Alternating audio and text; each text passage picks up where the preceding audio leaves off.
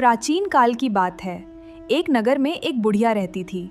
वह हर रविवार को सूर्योदय से पहले उठकर स्नान आदि करके घर के आंगन को गाय के गोबर से लीपकर स्वच्छ करती थी।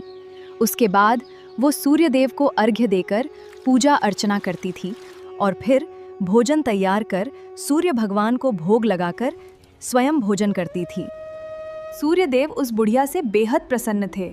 उनकी कृपा से उसे किसी भी प्रकार की पीड़ा और कष्ट नहीं था। धीरे धीरे उसके घर धन धान्य से भरता गया। उस बुढ़िया का एक पड़ोसी था। उसकी पत्नी उससे जलती थी। बुढ़िया के पास गाय नहीं थी, इसलिए रविवार को घर लीपने के लिए वो पड़ोसन के आंगन में बंधी गाय का गोबर लाती थी। पड़ोसन ने ईर्ष्या में आकर अपनी गाय को घर के भीतर बांध लिया, जिस कारण बुढ़िया को रविवार को गोबर नहीं मिला और बुढ़िया अपना आंगन नहीं लीप सकी। आंगन न लीपने के कारण उसने न भोजन बनाया और न ही सूर्यदेव को भोग लगाया और स्वयं भी भोजन नहीं किया।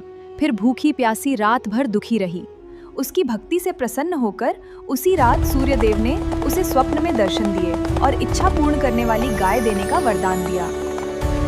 अगले दिन जब वो जागी तो उसने देखा कि उसके आंगन में एक सुंदर गाय और एक बछड़ा खड़े थे। बुढ़िया गाय को देखकर बहुत खुश हुई। कुछ दिनों बाद उस गाय ने सोने का गोबर करना शुरू कर दिया। पड़ोसन ने ये देखकर ईर्ष्या में वह सोने का गोबर चुरा लिया।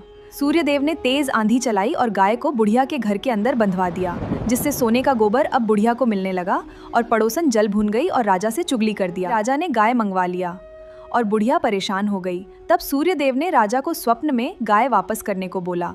तब राजा ने डर से गाय वापस कर दिया। राजा ने पड़ोसन को दंड दिया और बुढ़िया को सम्मान पूर्वक धन धान्य देकर विदा किया।